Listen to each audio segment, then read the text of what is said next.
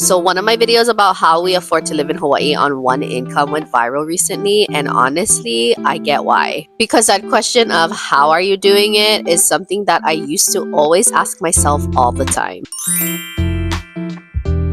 Before we figured out a rhythm, there were nights where I would just sit there stressing over the bills, groceries, and gas, wondering if we made a mistake trying to raise our family here. But that video hit home for a lot of people because it wasn't just a highlight reel, it was real life.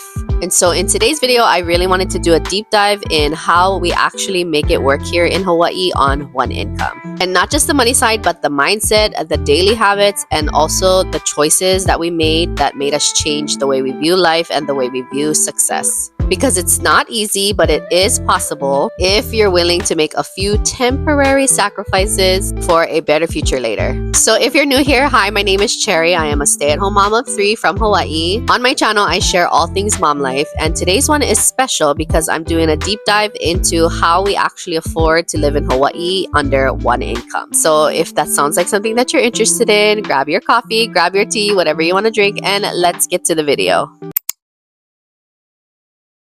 When I say sacrifice, I don't mean completely deprive yourself of any and everything that you ever wanted in your life. It's really meant to be an intentional trade-off. We try not to eat out as often so that we can buy fresh fruit and produce from our local farmers market. Or we don't keep up to date with all of the newest toys and the newest gadgets just to stay relevant in today's children technology era. But we get to raise our children in somewhere that feels like paradise. And honestly, mindset shifts in general are the hardest thing to figure out when you're doing any kind of thing that is a change in your life. And we like to use the word temporary because it doesn't mean it's going to last forever. It's just for now. And I think once you're able to make that mindset shift, it gets a little bit easier, switching from sacrifice to temporary sacrifice. Because it's all about seeing that part-time limitations as part of that long-term win. And once we started seeing it that way, everything shifted. I stopped comparing our lifestyle to everybody else's and started focusing on building a slower and more peaceful one. And this one was probably the hardest one of all, but it was asking for help. Growing up, we weren't really taught to be careful with our finances, to actually learn how to track your money, track your spending, and basically any kind of financial training or education to survive in the world that we live in right now. And so it is up to us as adults now to figure that out so that we don't continue on this crazy pattern of not having generational wealth for our children. And so we took the biggest step of all to ask for help when we really needed it. Now, I'm not preaching that we were perfect and we asked for help when we were 18 years old. We asked for help when we were almost 2 kids in deep and we were struggling to make ends meet. We were living paycheck to paycheck. I didn't want to figure things out on our own anymore. So I looked into different types of programs, different types of things that we could do. And the only one that seemed fit was to actually hire someone to coach us through everything with our finances. And enrolling in a program that helps you with your finances and helps you pay off your debt faster with a coach right there with you, doing one-on-one talks,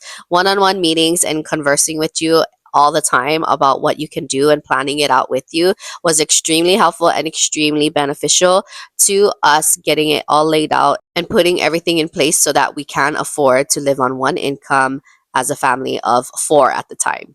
But the financial system that we're on is a whole video in itself. So leave me a comment if you're interested in seeing our financial system that we use, because that's going to take up the whole entire video if I talk about it right now. This one is kind of obvious, but it is one of the biggest game changers for us. And it was learning to live below our means. We had to unlearn the pressure of upgrading to every little thing every time we got a little bit of extra money. So for example, when my husband got a raise on his paycheck, instead of adding on new bills or buying a new fancy object, we would use that little extra money to pay down our debt or put it into our savings. And if we needed furniture, instead of going and buying brand new, we would go and look for secondhand, either on Facebook Marketplace or at our local thrift shops, or we would just ask around from family and friends if they're giving away any kind of furniture that they don't want anymore. And that mindset alone gives you a lot of breathing room. And if you live in Hawaii, that is something you definitely need. I I had to stop caring about having that Pinterest perfect home because at first, like many other people out there, I wanted my house to look like a magazine, perfect matching bins, everything labeled, everything in order and organized with aesthetic colors, matching decor. But I realized that that kind of perfection was costing me my peace. So now, especially as a mom, I have to focus on the function and if it makes my life easier and is it worth it. Our kitchen cabinets and our bathroom cabinets, they are all mismatched, but there are things in there that actually function and actually work, and some of them I got for free or for less than what you would buy at a regular department store. But all of it has a purpose and a function, even though it doesn't look the most aesthetically pleasing. That mindset saves money and mental energy. And honestly, I like to think of it as peace is the new luxury.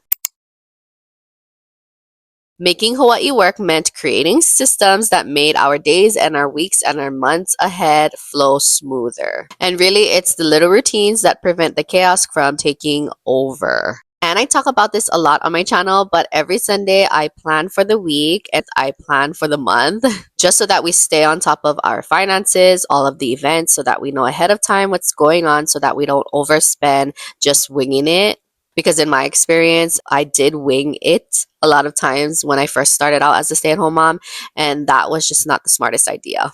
And then every Sunday we try to do a quick fridge clean out, not like a big deep clean or anything, but just a fridge clean out so that I know what to get for a restock on groceries. And reviewing our finances weekly. Reviewing our finances weekly definitely helps with preventing the little things turning into big things. It's not perfect, but these small systems definitely help with keeping us from feeling like we're falling behind.